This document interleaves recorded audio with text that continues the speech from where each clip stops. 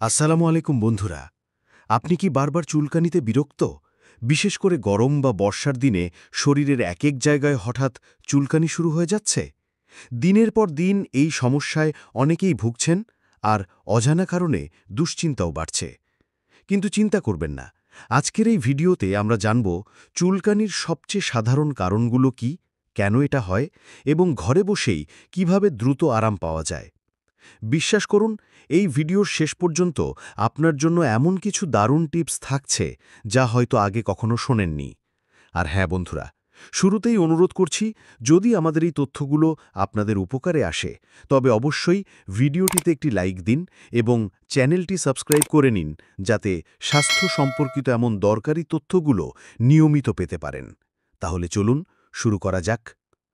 বন্ধুরা, চলুন এবার জেনে নিই চুলকানির সবচেয়ে সাধারণ কিছু কারণ। আমাদের অনেকেরই ধারণা থাকে চুলকানি মনেই হয়তো মশার কামড় বা অ্যালার্জি, কিন্তু আসলে এর পেছনে থাকতে পারে একাধিক কারণ। সবচেয়ে বেশি যেগুলো দেখা যায় সেগুলো হলো: ১. গরম ও আর্দ্র আবহাওয়া। আবহাওয়া বর্ষাকাল বা গরমের সময় হয়ে ওঠে খুব আর্দ্র। এতে শরীরে অতিরিক্ত ঘাম হয়, আর সেই ঘাম ঠিকমতো শুকাতে না পারলে ত্বকের ছিদ্রগুলো বন্ধ হয়ে যায়। বন্ধ হয়ে যাওয়ায় ছিদ্রগুলোতে ব্যাকটেরিয়া সহজে বাসা বাঁধে, ফলে ত্বকের র্যাশ বা লাল ফুসকুড়ি হতে পারে, যার প্রধান লক্ষণ হল তীব্র চুলকানি। তাই গরম ও আর্দ্র পরিবেশে পরিষ্কার পরিচ্ছন্ন থাকা খুব জরুরি। ২. ফাঙ্গাল ইনফেকশন ও অ্যালার্জি। ত্বকের ফাঙ্গাস সংক্রমণও চুলকানির অন্যতম বড় কারণ, যেমন দাঁত, ফুসকুড়ি বা ত্বকে সাদা বা লাল দাগ হওয়া। এছাড়া ধুলোবালি, পশুর লোম, পোকামাকড় বা নির্দিষ্ট কিছু খাবারের প্রতিক্রিয়ায়ও অ্যালার্জি হতে পারে। এই অ্যালার্জির ফলে ত্বকে চুলকানি, ফোলা বা জ্বালাভাব দেখা দেয়। বিশেষ করে যাদের অ্যালার্জির ইতিহাস আছে তাদের জন্য ধুলোবালি এবং অ্যালার্জি-প্রবণ খাবার এড়িয়ে চলা গুরুত্বপূর্ণ। ৩. খাবার বা ওষুধের প্রতিক্রিয়া। অনেক সময় আমরা বুঝতেও পারি না যে খাবারটা খাচ্ছি সেটাই আমাদের শরীরে প্রতিক্রিয়া সৃষ্টি করছে, যেমন চিংড়ি মাছ, ডিম, অতিরিক্ত ঝাল মশলাদার খাবার কিংবা কোনো নতুন ওষুধ খাওয়ার পর শরীরে হঠাৎ র্যাশ এবং চুলকানি দেখা দিতে পারে। যদি কোনো খাবার বা ওষুধ খাওয়ার পর এমন প্রতিক্রিয়া হয়, তাহলে সেটা আর না খাওয়াই ভালো এবং অবশ্যই চিকিৎসকের পরামর্শ নিতে হবে। ৪. মশা বা পোকামাকড়ের কামড়। সবশেষে যে কারণটা সবচেয়ে বেশি চোখে পড়ে তা হলো মশা বা পোকামাকড়ের কামড়। মশা, পিঁপড়া বা অন্য ছোট পোকামাকড় কামড়ালে ত্বকের নির্দিষ্ট জায়গাটা ফুলে যায় এবং প্রচণ্ড চুলকানি শুরু হয়। শিশুদের ক্ষেত্রে এই সমস্যা আরও বেশি হয়। তাই ঘরবাড়ি পরিষ্কার রাখা এবং মশা প্রতিরোধে ব্যবস্থা নেওয়া জরুরি। মনে রাখবেন, চুলকানি সাধারণত কয়েকদিনের মধ্যে কমে যায়, কিন্তু যদি এটি সপ্তাহের পর সপ্তাহ চলতে থাকে, সারা শরীরে ছড়িয়ে পড়ে বা চুলকানির সাথে শ্বাসকষ্ট, চোখ ঠোঁট ফুলে যাওয়ার মতো উপসর্গ দেখা দেয়, তাহলে দেরি না করে দ্রুত ডাক্তার দেখাতে হবে, কারণ এগুলো হতে পারে গুরুতর অ্যালার্জির লক্ষণ। দ্বিতীয় অংশ: চুলকানির ঘরোয়া প্রতিকার ও করণীয়। চুলকানির কারণগুলো জানার পর অনেকেই ভাবছেন, এখন করণীয় কি? ওষুধ খেতে হবে নাকি ঘরে বসে কোনো সমাধান আছে? সুখবর হল, বেশিরভাগ ক্ষেত্রেই চুলকানি দূর করতে ঘরোয়া কিছু পদ্ধতিই যথেষ্ট। আসুন জেনে নেই সেই কার্যকর উপায়গুলো। নিম পাতার ব্যবহার। কয়েকটি তাজা নিম পাতা পানি দিয়ে ফুটিয়ে নিন। পানি ঠান্ডা হলে সেই পানি দিয়ে গোসল করুন।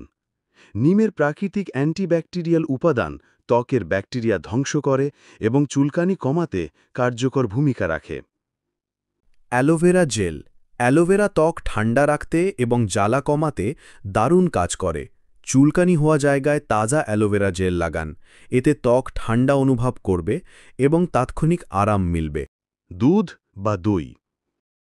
চুলকানি হলে সামান্য ঠান্ডা দুধ বা দই তুলো বা কটন প্যাডে ভিজিয়ে আক্রান্ত স্থানে লাগান। এটি ত্বককে সান্ত্বনা দেয়, ফোলাভাব ও জ্বালা কমায়। ঠান্ডা পানির সেক। চুলকানি বেশি হলে বরফের টুকরো কাপড়ে মুড়ে বা ঠান্ডা পানির সেক দিন। এটি ত্বকের প্রদাহ কমায় এবং চুলকানির অনুভূতি অনেকটা হ্রাস পায়। যেসব ভুল এড়িয়ে চলবেন: বারবার চুলকাবেন না, এতে ত্বকের ক্ষত হতে পারে এবং সংক্রমণের ঝুঁকি বাড়ে।